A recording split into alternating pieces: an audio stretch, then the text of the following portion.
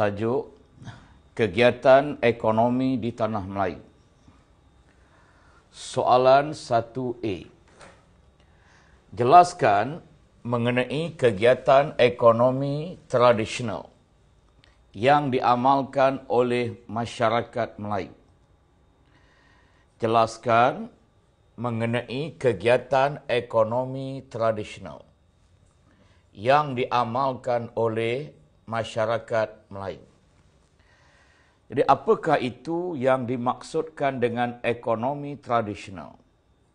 Pertama, ekonomi tradisional adalah merupakan ekonomi sara diri. Dan ekonomi ini diamalkan oleh masyarakat Melayu sahaja. Oleh yang demikian, apakah bentuk kegiatan ekonomi yang diamalkan oleh masyarakat Melayu?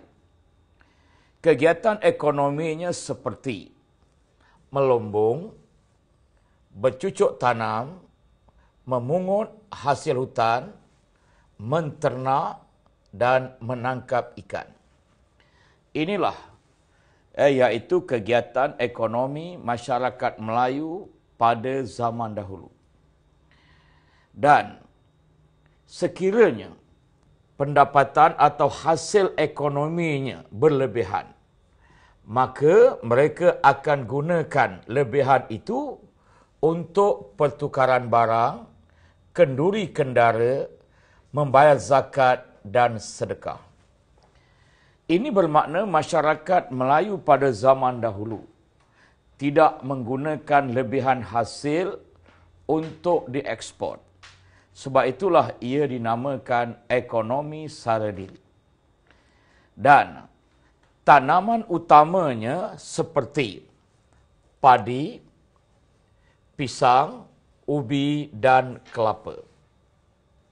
Manakala dalam bidang penternakan, mereka banyak menternak seperti ayam, itik, lembu dan juga kerbau. Dalam bidang pertanian, peralatan yang mereka gunakan adalah seperti tajak, cangkul, tugal dan tenggala. Jadi kalau para pelajar lihat, apakah itu peralatan yang dimaksudkan dengan tajak? Tajak sebenarnya adalah sejenis alat yang digunakan untuk menebang pokok-pokok kecil. Kalau kita lihat dalam buku teks, ada gambar yang diberi, iaitu bentuk tajak ini. Ia asalnya berbentuk seperti parang, tetapi ia disambung dengan kayu yang panjang agar memudahkan, iaitu menebang pokok dengan cara sambil berdiri. Jadi ini dipanggil sebagai tajak. Kemudiannya cangkul, di sini kita ketahui bagaimanakah bentuk cangkul dan kegunaannya sebab ia masih popular sehingga hari ini. Manakala tugal adalah sejenis alat yang digunakan untuk membuat lubang bagi menanam benih-benih tertentu. Iaitu ia berbentuk kayu yang ditajamkan di bawahnya dan digunakan untuk membentuk lubang-lubang kecil. Manakala tenggala ialah iaitu sejenis alat pertanian yang digunakan untuk terutamanya dalam bidang penanaman padi dan ia menggunakan tenaga binatang seperti kerbau. Jadi inilah dia peralatan pertanian yang digunakan oleh masyarakat Melayu pada zaman dahulu. Kemudiannya, kegiatan pertanian pula dilakukan menggunakan tenaga manusia dan binatang. Terutamanya, iaitu penggunaan tenggala ketika mereka menanam padi sawah. Manakala dalam bidang perikanan, peralatan yang digunakan pada waktu itu, iaitu seperti tali kail, bubu dan juga jala. Jadi tali kail ataupun alat memancing yang kita panggil hari ini, di sini ramai para pelajar tahu. Bagaimana pula dengan bubu?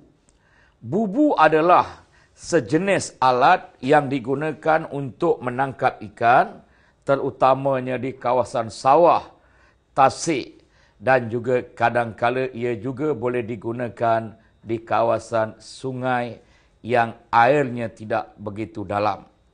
Dan bagaimanakah bentuk bubu?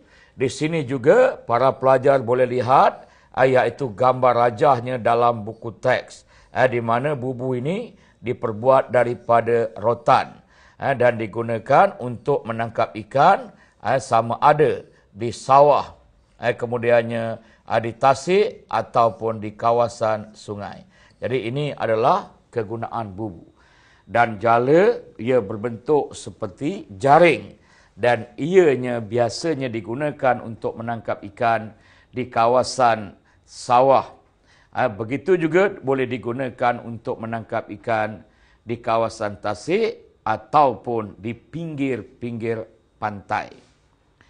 Manakala kawasan tangkapan ikan adalah di sungai, di tasik, sawah dan juga pinggir pantai. Kita harus faham, pada waktu ini masyarakat tidak lagi berkeupayaan untuk menangkap ikan di tengah laut kerana mereka tidak mempunyai kemudahan yang mencukupi. Dan aktiviti pertanian biasanya dilakukan secara bersama dalam sesebuah ahli keluarga. Maknanya di sini ialah, kalau seorang ayah terlibat dalam penanaman sayur-sayuran, maka ayah mungkin akan menggunakan cangkul untuk membina batas. Anak-anak yang lain akan membantu. Umpamanya, anak-anak lelaki mungkin akan mengangkat benih-benih. Anak-anak perempuan juga akan membantu. Mungkin akan menanam benih atau menyiram tanaman yang sedang ataupun mula tumbuh. Jadi ini bermakna mereka akan bekerja dalam bentuk keluarga. Pembahagian kerja hanya berlaku mengikut kesesuaian. Itulah dia yang dimaksudkan ataupun soalan yang ingin kita jelaskan mengenai kegiatan ekonomi tradisional yang diamalkan oleh masyarakat Melayu. Soalan B. Apakah yang dimaksudkan dengan ekonomi dagang yang diperkenalkan oleh British? Apakah yang dimaksudkan dengan ekonomi dagang yang diperkenalkan oleh British? Soalan ini memberi makna, iaitu apabila British datang dan menakluki tanah Melayu, maka berlakulah perubahan dalam bidang ekonomi, iaitu kedatangan British telah membawa kepada pengenalan ekonomi dagang. Apa itu ekonomi dagang? Ekonomi dagang ialah mereka menjalankan kegiatan pertanian dan perlombongan secara besar-besaran. Itu yang membezakan antara ekonomi dagang dan ekonomi tradisional. Sekiranya kita membincangkan ekonomi tradisional atau ekonomi sara diri, tanaman yang dilakukan secara kecil-kecilan sahaja kerana ia untuk keperluan hidup. Tetapi berbeza dengan ekonomi dagang, para pelajar hendaklah menjelaskan kegiatan pertanian dan perlombongan secara besar-besaran. Oleh sebab itu, kegiatan ekonomi dagang menggunakan buruh yang ramai sesuai dengan pembukaan ladang dan juga pembukaan lombong secara besar-besaran. Oleh sebab memerlukan penggunaan buruh yang ramai, bagaimana cara British mengatasinya? Di mana British telah membawa buruh dari negara China untuk kegiatan perlombongan dan buruh diambil dari India untuk kegiatan perladangan. Ekonomi dagang memerlukan modal yang besar kerana ia menggunakan teknologi yang tinggi. Sebagai contoh, dalam bidang perlombongan biji timah di mana kerajaan British menggunakan kapal korek. Ini digunakan untuk melombong biji timah secara besar-besaran. Selain dari itu, ekonomi dagang mempunyai pasaran yang luas, terutamanya di Eropah.